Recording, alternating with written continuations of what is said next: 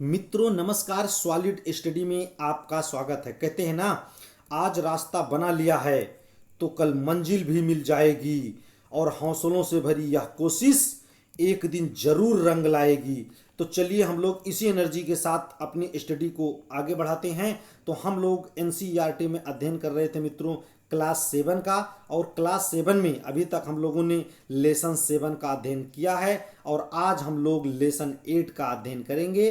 तो चलिए हम लोग अपनी स्टडी को स्टार्ट करते हैं। तो आज हम लोग पाठ 8 मतलब लेसन 8 के अंतर्गत मित्रों अध्ययन करेंगे मानव पर्यावरण अन्योन्य क्रियाएं। इसके अंतर्गत उष्ण कटिबंधीय और उपोष्ण कटिबंधीय प्रदेश के बारे में हम लोग अध्ययन करेंगे। तो सबसे पहले हम लोग जान लेते हैं कि उष्ण कटिबंध क्या होता है। तो जैसा कि हम लोग पीछे भी अध्ययन कर चुके हैं मित्रों कि ये मान लीजिए हमारी पृथ्वी है, इसमें से बीचों बीच जो रेखा जाती है इसको हम लोग 0 अंश अर्थात भूमध्य रेखा कहते हैं।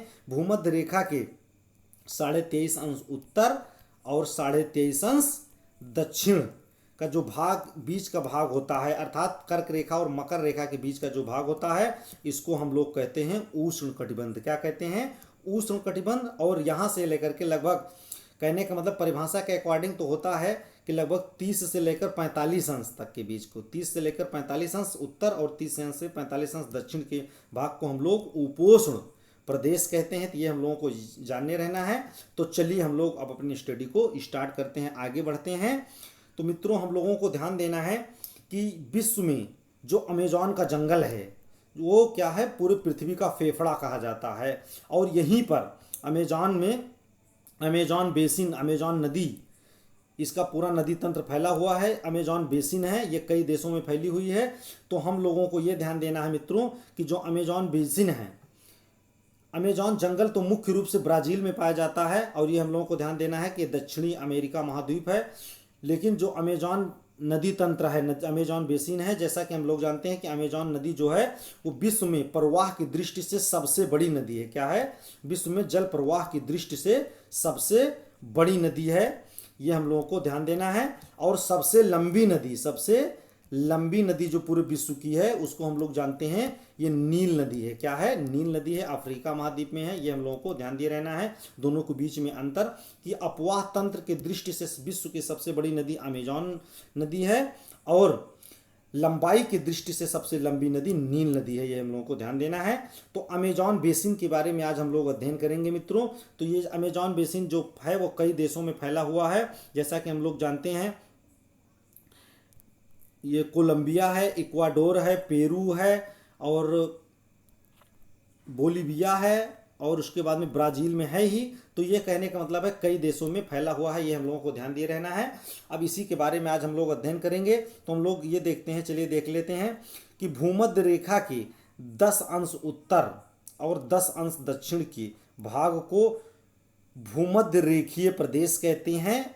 अमेजन नदी इस प्रदेश से होकर बहती है। अमेजन नदी क्या होती है कि जैसा कि हम लोग देख रहे हैं कि 10 अंश उत्तर और मतलब 0 अंश से 10 अंश उत्तर और 10 अंश नीचे के बीच में मुख्य रूप से आपकी क्या होती है, अमेजॉन नदी बहती है। हम लोगों को ध्यान देना है अमेजॉन नदी इसी प्रदेश से होकर बहती है। यह नदी पश्चिम में पर्वतों से निकलकर क्या होती है, यह नदी पश्चिम में पर्वतों से निकलकर पूर्व में आंध्र महासागर में गिर जाती है। जैसा कि हम लोग ध्यान देना मित्रों, यहाँ पर पूरी पर्वत श्रृंखला है जैसा कि हम लोग जानते हैं। तो यहाँ से नदी निकलती है और ये जाकर के आंध्र मतलब होता है अटलांटिक महासागर, क्या होता है, अटलांटिक महासागर में गिर जाती है। हम लोगों को ध्यान देना है यह नदी बेसिन ब्राज़ील के भागों में, कुछ पेरू के भागों में, इक्वाडोर और कोलंबिया के भागों से होकर प्रवाहित होती है। अमेजॉन बेसिन भूमध्य रेखा के आसपास होने के कारण यहाँ भूमध्य रेखीय जलवायु पाई जाती है। ये हम लोग को ध्यान देना है, भूमध्य रेखीय जलवायु पाई जाती है, इसी कारण अमेजॉन वन का विकास हुआ है, अमेजॉन जंगल का विकास हुआ है। इसी मतलब इन प्रदेशों में अत्यधिक वर्षा होने के कारण बहुत सघन वन पाए जाते हैं। जैसा कि हम लोग जानते हैं कि जो भूमध्य रेखीय जलवायु होती है वहाँ बहुत सघन वन पाए जाते हैं, जिसको हम लोग सदाबहार वन कहते हैं। यहाँ केवल वही वनस्पतियाँ पनप पाती हैं जिसे छाया में बढ़ने की क्षमता होती है, क्योंकि इतने ज़्यादा घने होते हैं कि नीचे तक सही से धूप नहीं पहुंच पाती है। परजीवी पौधों के रूप में यहाँ आर्किड और ब्रोमीलायड क्या होता है, आर्किड और ब्रोमीलायड ये दोनों प्रकार के पौधे होते हैं, ये हम लोग को ध्यान देना है। क्या होते हैं, आर्किड और ब्रोमोलाइड, ये पौधे पूछे जा सकते हैं कि किसके रूप में होते हैं। परजीवी, परजीवी मतलब होते हैं वह पौधे जो दूसरों पौधे के ऊपर रहकर अपना भोजन प्राप्त कर लेते हैं, इसको हम लोग परजीवी कहते हैं, ये हम लोग को ध्यान देना है। चलिए आगे हम लोग देख लेते हैं मित्रों। हम लोगों को आगे देखना है कि जैसे कि प्राणियों में क्या होता है, अमेजॉन के जंगल में मित्रों क्या होता है, प्राणियों में बंदर हैं, स्लॉथ हैं, चींटी खाने वाले टैपीज हैं, ये हम लोग को ध्यान देना है। एक प्रकार का जीव कुत्ते की तरीके होता है, ये क्या होते हैं, चींटी खाते हैं, चींटी खाने वाले टैपीज हैं। यहाँ मांस खाने वाली पियॉर्न, पियॉर्न, ये हम लोग को ध्यान देना है। कहीं कहीं आपका लिखा मिलता है पिरोन्य, पिरोन्य क्या होता है, पिरोन यहाँ लिखा, पिरोन्य भी लिखा मिलता है। यह क्या होती है, मांस खाने वाली मछलियां होती हैं, बहुत फेमस हैं, इससे क्वेश्चन भी पूछा जाता है, कई परीक्षाओं में क्वेश्चन आया है, तो हम लोग को ध्यान देना है। मांस खाने वाली मछलियां कौन सी हैं, पिरोन्य या पिरोन या पिरान्या, जो भी बोल सकते हैं आप बोल लीजिए, लेकिन हम लोगों को याद रखना है कि मांस खाने वाली ये मछलियां हैं। ये विभिन्न प्रकार के अमेजॉन नदी में पाई जाती हैं। अब उसके बाद में है ब्रोमीलायड। ब्रोमीलायड एक विशेष प्रकार का पौधा है जो अपनी पत्तियों में जल को संचित रखता है। क्या होता है, ब्रोमीलायड एक विशेष प्रकार का पौधा है जो अपनी पत्तियों में जल को संचित रखता है, ये हम लोगों को याद रखना है। मेढक जैसी प्राणी इन जल के पॉकेट का उपयोग अंडा देने के लिए करते हैं। क्या करते हैं, मेढक जैसे प्राणी इन पॉकेट का उपयोग जो जल से भरा होता है इसका उपयोग किस रूप में कर लेते हैं, अंडा देने के लिए कर लेते हैं, ये हम लोगों को याद रखना है। कौन सा पौधा है, तो हम लोगों को ध्यान देना है ब्रोमीलायड। क्या है, ब्रोमीलायड अमेजॉन के निवासी, मतलब अमेजॉन जंगल में रहने वाले अमेजॉन के निवासी मुख्यतः अनानास, टोपिकोया और शकरकंद उगाते हैं। ये लोग पहले वृक्षों एवं झाड़ियों को काटकर भूमि को साफ करते हैं और फिर उसको जलाया जाता है, जिसमें पोषक तत्व मिट्टी में मिल जाता है और फिर कुछ वर्षों तक फसल पैदा की जाती है। इस प्रकार की खेती को यहाँ पर क्या कहते हैं, कर्तन और दहन कृषि कहा जाता है। अमेजॉन में जो हम लोगों के यहाँ क्या कहते हैं, घुमंतु रूप में जो कृषि करते हैं यहाँ पर हमारे देश में कुछ लोग, उसको यहाँ पर क्या बोलते हैं, कर्तन एवं दहन कृषि। ये हम लोगों को ध्यान देना है, कैसी कृषि है, दहन कृषि। और हमारे देश में खास करके इसके लिए शब्द किया जाता है झूम कृषि। क्या है, झूम कृषि, तो ये हम लोगों को ध्यान देना है। तो अमेजॉन में इसको क्या बोलते हैं, कर्तन एवं दहन कृषि कहते हैं। इन कृषकों का मुख्य आहार क्या है, तो इन कृषकों का मुख्य आहार, कौन से कृषक, ये हम लोगों को ध्यान देना है कि अमेजॉन जंगल में रहने वाले अमेजॉन के निवासी जो होते हैं, जो वहाँ कृषि करते हैं भूमि को जला करके, उसकी भूमि को यहाँ पर जो इस प्रकार की खेती जला के की जाती है उसको हम लोग क्या कहते हैं, उसको हम लोग कर्तन या दहन कृषि कहते हैं। और भारत में इसको झूम या चाहल मतलब कृषि कहा जाता है। हम लोगों को ध्यान देना है, क्या कहते हैं, झूम या चलवासी कृषि, क्या कहते हैं, चलवासी कृषि भी कहा जाता है। तो ये हम लोगों को ध्यान देना है। और अमेजॉन के लोग, अमेजॉन के जो कृषक हैं, इनका मुख्य आहार क्या है, तो मोनियोग क्या है, मोनियोग है इनका आहार, ये पूछा जाता है। क्योंकि ये सब कुछ शब्द स्पेशल शब्द दिए हैं मित्रों जो एनसीईआरटी के शब्द हैं, तो इसलिए हम लोग इसको फोकस ज़्यादा कर रहे हैं। तो इनकी कृषि को, अमेजॉन में जो कृषि करते हैं दहन कृषि, इनको क्या कहते हैं, कर्तन या दहन कृषि कहते हैं। और यहाँ कृषक का मुख्य आहार क्या है, तो मोनियोग है। क्या है, मोनियोग, इसलिए बार बार इसको हम लोग हाईलाइट कर रहे हैं। चलिए आगे हम लोग देखते हैं। आगे मित्रों हम लोग को ये देखना है कि अमेजॉन बेसिन में क्या है, कि अमेजॉन बेसिन के कुछ लोग क्या है, अमेजॉन बेसिन के कुछ लोग मलोका, क्या कहते हैं, अमेजॉन बेसिन के कुछ लोग मलोका कहे जाने वाले बड़े अपार्टमेंट जैसे घरों में रहते हैं जिसकी छत पर तीव्र ढाल होता है। क्या होता है, तीव्र ढाल होता है, ये हम लोग को ध्यान देना है। मान लीजिए उनकी छत बनी हुई है तो उस पर बिल्कुल क्या होता है, तीव्र ढाल होता है, ये हम लोगों को ध्यान दिए रहना है। इस प्रकार के कुछ उनके घर होते हैं मित्रों जहाँ पर तीव्र ढाल होता है, ये हम लोगों को ध्यान दिए रहना है। कहाँ पर, अमेजॉन में। और उनको क्या कहते हैं, स्पेशल शब्द जो दिया हुआ है इसीलिए ज़्यादा इंपॉर्टेंट हो जाता है। तो इसको क्या कहते हैं, मलोका, क्या कहेंगे, मलोका, ये हम लोगों को ध्यान दिए रहना है। आगे हम लोग को ध्यान देखते हैं क्या है, कि गंगा ब्रह्मपुत्र बेसिन, किसके बारे में हम लोग अध्ययन करेंगे? अब हम लोग अपने देश में आते हैं, खास के इंडिया में गंगा ब्रह्मपुत्र बेसिन जीवन के बारे में हम लोग अध्ययन करेंगे। तो जैसा कि हम लोग जानते हैं हमारे देश में गंगा ब्रह्मपुत्र का मैदान बहुत ही विशाल मैदान है और बहुत ही उपजाऊ मैदान है। तो जैसे दिखाया गया है मित्रों, जैसे ब्रह्मपुत्र नदी है, इसी के द्वारा और गंगा नदी के द्वारा जो लाई हुई मिट्टियाँ होती हैं, उसी से जो मैदान निर्मित होता है उसको हम लोग गंगा ब्रह्मपुत्र मैदान कहते हैं।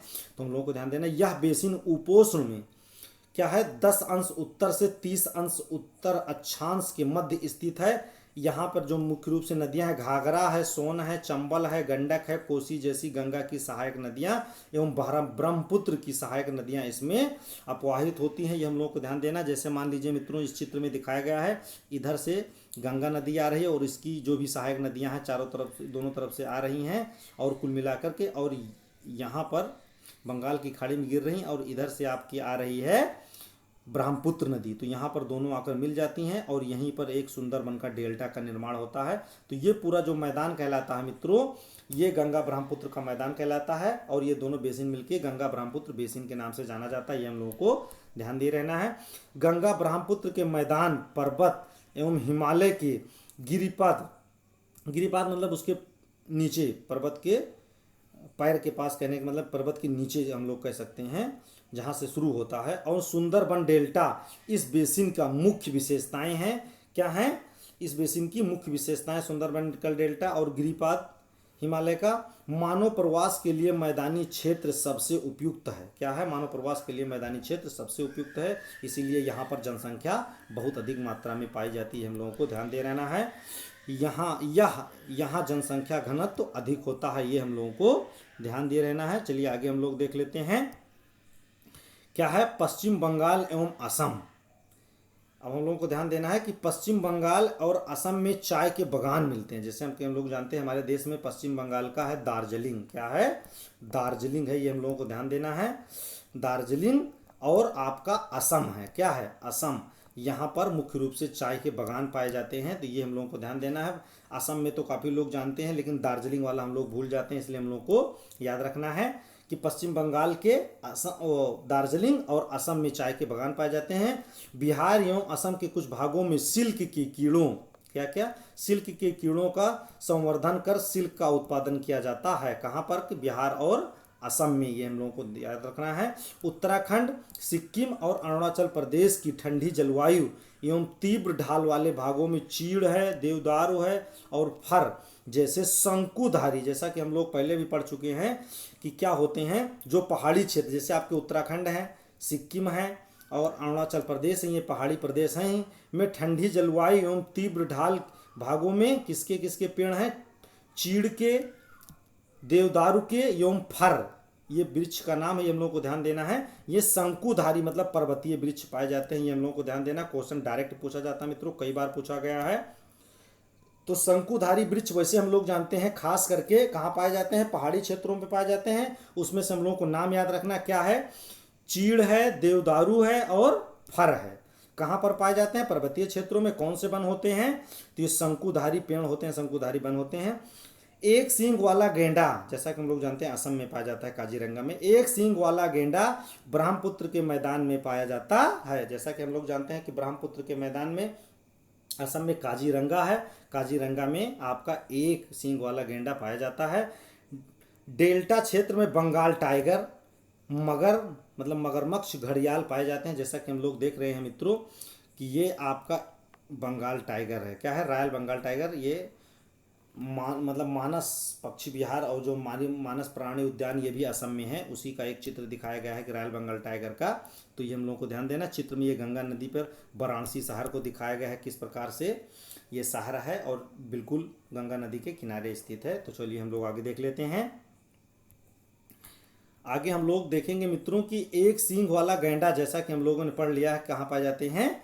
तो असम में पाए जाते हैं, ये हम लोगों को ध्यान दिए रहना है। असम में काजीरंगा है, मानस है, यहाँ बाघ पाए जाते हैं, टाइगर पाए जाते हैं, घड़ियाल पाए जाते हैं। अब आगे हम लोगों को देखना है कि वेदिकाओं का निर्माण खड़ी ढाल वाली भूमि पर समतल सतह बनाकर कृषि करने के लिए होता है। जैसा कि हम लोग जानते हैं जो पहाड़ी क्षेत्र होते हैं मित्रों, इसमें चित्र में दिखाया गया है, यहाँ पर कि हम लोग खेती करेंगे तो पानी डायरेक्ट नीचे चला आएगा, तो वहाँ पर थोड़ा थोड़ा काट करके पर्वत को सीढ़ीदार खेत बना लिया जाता है और उसी सीढ़ीदार पर हम लोग क्या करते हैं, वहाँ के निवासी खेती करते हैं, जैसा कि हम लोग देख रहे हैं। तो इन्हीं वेदिकाओं का निर्माण, सीढ़ीदार मतलब वेदिकाओं का होता है, वेदिकाओं का निर्माण खड़ी ढाल वाली भूमि पर समतल सतह बनाकर कृषि करने के लिए होता है। ढाल को इसलिए हटाया जाता है क्योंकि जल का प्रवाह तीव्र होने से, मतलब क्या होता है, जल का प्रवाह तीव्रता से ना हो, क्योंकि डायरेक्ट तीव्रता से प्रवाह होगा तो जल नीचे आ जाएगा और मिट्टी भी कट जाएगी। तो ये हम लोगों को ध्यान देना है। वेदिका कृषि इसको बोलते हैं। वेदिका कृषि का मतलब मित्रों साधारण भाषा में सीढ़ीदार खेत, तो ये हम लोगों को ध्यान देना है। जो पर्वतों पर सीढ़ीदार खेत बनाए जाते हैं उसी को लोग वेदिका खेत कहते हैं, और इस पर जो कृषि की जाती है इसको वेदिका कृषि की कही जाती है। ये हम लोगों को ध्यान देना है। गंगा एवं ब्रह्मपुत्र नदी के आलवण जल, मतलब लवणीय नहीं होते हैं। गंगा एवं ब्रह्मपुत्र नदी के आलवण जल में एक प्रकार का, मतलब एक प्रकार की क्या पाई जाती है, डाल्फिन पाई जाती है, जिसे स्थानीय भाषा में सुसु कहते हैं। क्या कहते हैं, स्थानीय भाषा में सुसु कहते हैं। बहुत इंपॉर्टेंट क्वेश्चन है मित्रों। जैसा इसको हम लोग गंगा डाल्फिन के नाम से भी जानते हैं। किस नाम से जानते हैं, गंगा डाल्फिन। ये हम लोगों को ध्यान देना है, गंगा डाल्फिन कहते हैं, या इसे अंधी डाल्फिन भी कहा जाता है। सुसु की उपस्थिति से जल की शुद्धता का पता चलता है। मतलब इसका कहने का मतलब यह है, जहाँ पर जल शुद्ध होता है वहीं पर ये डाल्फिन, अंधी डाल्फिन या सुसु डाल्फिन पाई जाती है।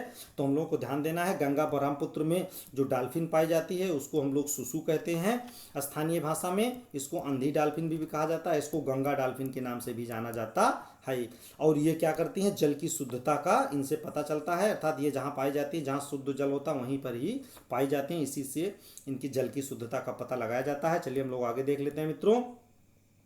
अब हम लोग ध्यान देते हैं कि सार्वभौमिक स्वच्छता कवरेज प्राप्त करने के लिए प्रधानमंत्री ने 2 अक्टूबर 2014, क्या है, प्रधानमंत्री नरेंद्र मोदी जी का वो है कार्यकाल, 2 अक्टूबर 2014 को स्वच्छ भारत मिशन का आरंभ किया गया। हम लोगों को ध्यान देना, कब स्वच्छ भारत मिशन का आरंभ किया गया, कब किया गया, 2 अक्टूबर 2014 को। इस समय सरकार इस पर बहुत फोकस कर रही है, इसलिए हम लोगों को याद रखना है कि स्वच्छ भारत मिशन कब चालू किया गया, 2 अक्टूबर 2014 को, गांधी जी की जयंती के अवसर पर। अब गंगा नदी के संरक्षण के लिए नमामि गंगे कार्यक्रम चलाया गया। हम लोग जानते हैं कि गंगा नदी को संरक्षित करने के लिए नमामि गंगे कार्यक्रम चलाया गया है। असम में काजीरंगा एवं मानस वन्यजीव अभ्यारण्य तथा अरुणाचल प्रदेश में विशिष्ट जनजातीय संस्कृति जैसे कई दर्शनीय स्थल हैं। हम लोगों को ध्यान देना है। अमेजॉन में ये कुछ विशेष चीज़ें हैं मित्रों, इसलिए इसको लास्ट में लिख लिया गया है कि अमेजॉन बेसिन में टूकन एक पक्षी है, ये दिखाया गया है मित्रों। लाल चोंच वाले, बड़े चोंच वाले पक्षी होते हैं। अमेजॉन बेसिन में टूकन, गुंजन पक्षी, रंगीन पक्षित वाले पक्षी एवं भोजन के लिए बड़ी चोंच वाले विभिन्न प्रकार के पक्षी पाए जाते हैं। तो ये हम लोगों को ध्यान देना है कि ऐसे डायरेक्ट पूछ सकता है कि टूकन क्या है, तो टूकन एक लंबी चोंच वाला पक्षी है। इस प्रकार के क्वेश्चन आए हैं, इसलिए हमने इसको यहाँ पर दिखा लिया ताकि ज्ञान आपका स्थायी हो जाए। टूकन क्या है, टूकन एक प्रकार का अमेजॉन के जंगल में पाया जाने वाला पक्षी है, तो हम लोगों को याद रखना है। चलिए हम लोग अब इससे संबंधित, इस पार्ट से रिलेटेड कुछ क्वेश्चन है, इसको देख लेते हैं मित्रों। तो देखिए, जैसा कि हम लोगों ने बात किया कि इससे रिलेटेड क्वेश्चन आए हुए हैं, तो पहला ही क्वेश्चन इसमें क्या है, टूकन क्या है। तो हम लोग जानते हैं पक्षी है, पशु है, फसल है, तो टूकन क्या है, एक पक्षी है, अमेजॉन जंगल में पाया जाता है। आगे है मोइनियाक कहाँ का एक प्रमुख भोजन है, गंगा बेसिन का, अफ्रीका का और अमेजॉन का। तो हम लोग को यह ध्यान देना है कि जो मोइनियाक है कहाँ का प्रमुख भोजन है, तो ये अमेजॉन के लोगों का प्रमुख भोजन है, हम लोगों को ध्यान देना है। कोलकाता किस नदी के तट पर स्थित है, तो हम लोग जानते हैं कि कोलकाता हुगली नदी के तट पर स्थित है। किसके, हुगली नदी के तट पर स्थित है। देवदार और फर किस प्रकार के वन है, शंकुधारी वन, पर्णपाती वन और छुप। तो हम लोग जानते हैं कि देवदार और फर क्या है, पर्वतीय वन है, इसको हम लोग शंकुधारी वन कहते हैं या शंकुधारी वृक्ष कहते हैं। बंगाल टाइगर कहाँ पर मिलते हैं, तो हम लोग जानते हैं बंगाल टाइगर बंगाल में मिलेंगे। तो और बंगाल कहाँ पर है, तो डेल्टाई क्षेत्र के पास स्थित है, जहाँ पर हम लोग जानते हैं सुंदरबन का डेल्टा है। क्या है, सुंदरबन का डेल्टा है, ये हम लोगों को याद रखना है। कुछ मिलान वाले क्वेश्चन भी हैं, इसलिए चूंकि लेसन 7 के अकॉर्डिंग हम लोग पढ़ रहे हैं तो इसको भी मिलान कर लेते हैं मित्रों। जैसे सूती वस्त्र, सूती कपड़े, सूती कपड़ों का मिलान हम लोग जानते हैं किससे संबंधित है, तो सूती वस्त्र हम लोग जानते हैं जैसा कि बनारस का फेमस है, बनारस में सूती वस्त्र उद्योग का कुछ निर्माण होता है सूती वस्त्रों का। अब इसमें मलोका, मलोका क्या है, जैसा कि हम लोग जानते हैं कि मलोका एक ढाल वाला, काफ़ी ढाल वाला छत है। क्या है? काफ़ी ढाल वाला छत है, ये हम लोगों को ध्यान देना है। पिरान्या, पिरान्या क्या है? जैसा कि हम लोगों ने पढ़ा, पिरान्या एक मांस खाने वाली मछली है। क्या है? मांस खाने वाली एक मछली है, ये हम लोगों को ध्यान देना है। रेशम कीट क्या है? रेशम कीट रेशम पालन से संबंधित है, ये हम लोगों को ध्यान देना है, रेशम कीट पालन से। काजीरंगा असम में है। क्या है? काजीरंगा असम में है। तो ये हम लोगों को ध्यान देना, ये हमारे इंपॉर्टेंट क्वेश्चन थे मित्रों इस पार्ट से, जो बहुत ही इंपॉर्टेंट क्वेश्चन, इस प्रकार के क्वेश्चन परीक्षा में पूछे जाते हैं। तो चलिए हम लोग अपनी स्टडी को यहीं पर अब स्टॉप करते हैं, और आगे की स्टडी हम लोग नेक्स्ट वीडियो में करेंगे। तब तक के लिए मित्रों, जय हिंद, जय भारत।